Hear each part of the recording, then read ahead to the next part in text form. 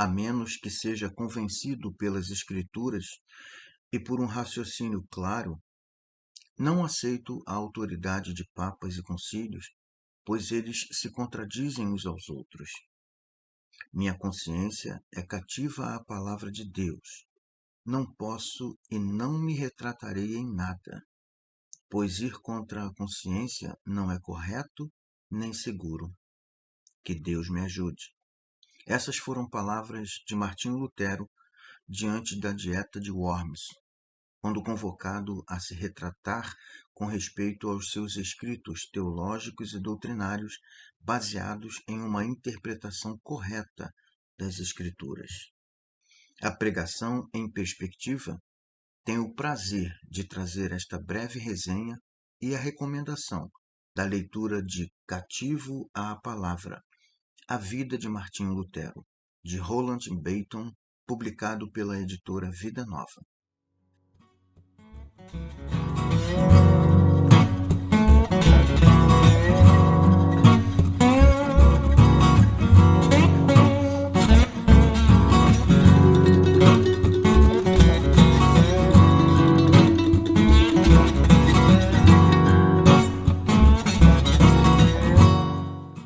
Fique com a gente. Tudo tranquilo? Pastor Clóvis aqui. Sejam bem-vindos ao nosso canal. A Reforma Protestante, no século XVI, foi um movimento amplo e complexo. Envolvia reis e camponeses, cardeais e sacerdotes, monges e mercadores. Espalhou-se de um extremo ao outro da Europa, manifestando-se nas mais diversas formas.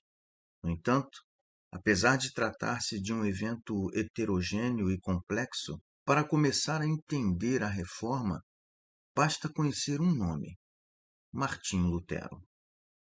O livro Cativo à Palavra, A Vida de Martinho Lutero, de Roland Bainton, publicado no Brasil pela editora Vida Nova, vendeu milhões de cópias desde que foi publicado pela primeira vez há quase 6 décadas.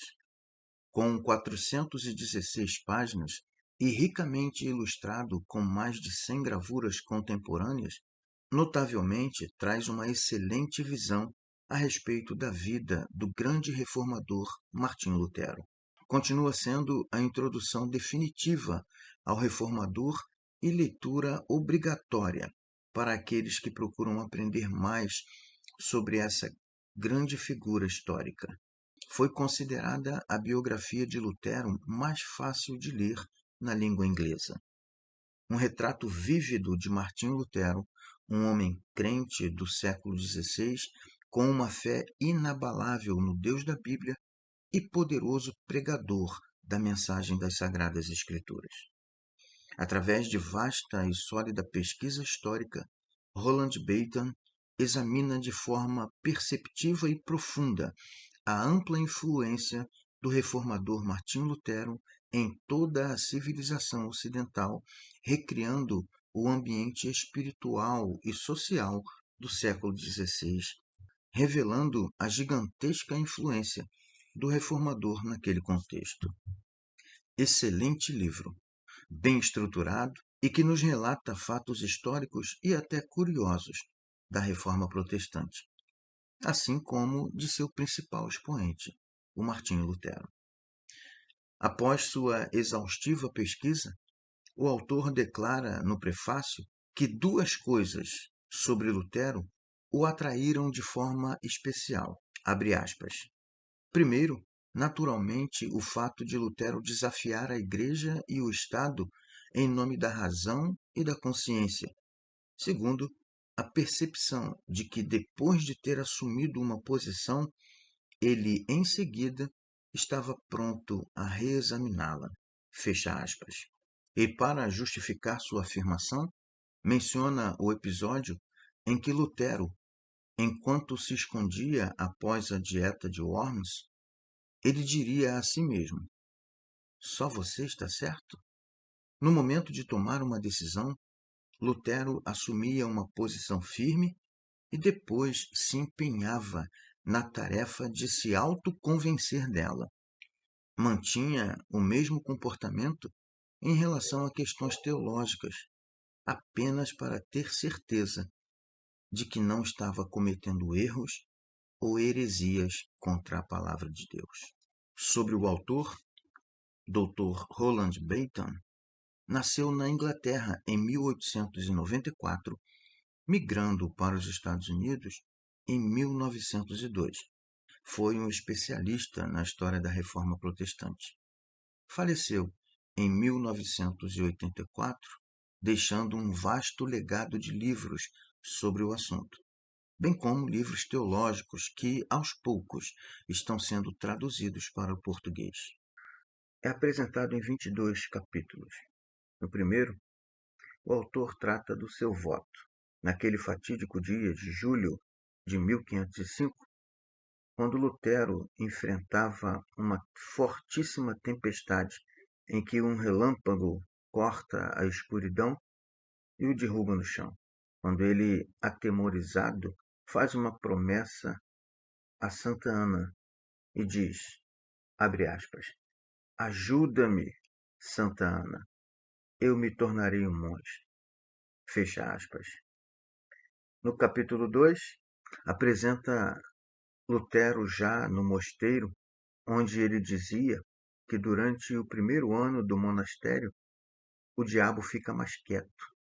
Naquele período de experiência, servia para dar ao candidato a oportunidade de testar a si mesmo e de ser testado. Lutero estava diante da sua condição de pecador sendo tentado. No capítulo 3, ele fala do Evangelho. Ao retornar de Roma, Lutero foi exposto a novas influências em razão de uma mudança de domicílio. Lutero nunca falou a respeito do lugar com grande entusiasmo, mas ele fez menção a ele em uma cantiga que diz: pequena terra, pequenina terra, não passa de um punhado de areia. Se eu te escavar, o solo é leve. Se eu te ceifar, a colheita é frugal. No quarto, usa como título A Ofensa. As novas perspectivas de Lutero já continham a essência de sua teologia madura. As ideias mais relevantes estavam presentes nas preleções sobre Salmos e Romanos, entre 1513 e 1516. No capítulo 5, com o título O Filho da Iniquidade, o autor menciona que, ao fixar suas teses, Lutero não imaginava que fossem ser amplamente disseminadas. Ele as tinha destinado a quem de direito. Uma cópia foi enviada a Alberto de Mains junto com a seguinte carta: Pai em Cristo e ilustríssimo príncipe, perdoe-me por eu, a escória da terra, ousar me dirigir a vossa sublimidade. O Senhor Jesus é testemunha de que tenho plena consciência da minha insignificância e indignidade. Assumo tal ousadia por causa do dever de fidelidade que tenho para com a vossa paternidade. Que Vossa Alteza possa olhar para este grão de poeira e ouvir meu apelo de clemência ao Senhor e ao Papa. No capítulo 6, nosso autor menciona que o Papa precisava primeiro se manifestar e somente então, caso Lutero se recusasse a se submeter, ele poderia ser legitimamente banido, até que, enfim, uma declaração do Papa estava prestes a acontecer, muito provavelmente elaborada em 9 de novembro de 1518, uma bula papal estabeleceu de forma definitiva muitos dos pontos debatidos. No capítulo 7, coloca o título curioso de O Hércules Alemão. Um fator importante pode ter sido a disseminação dos escritos de Lutero.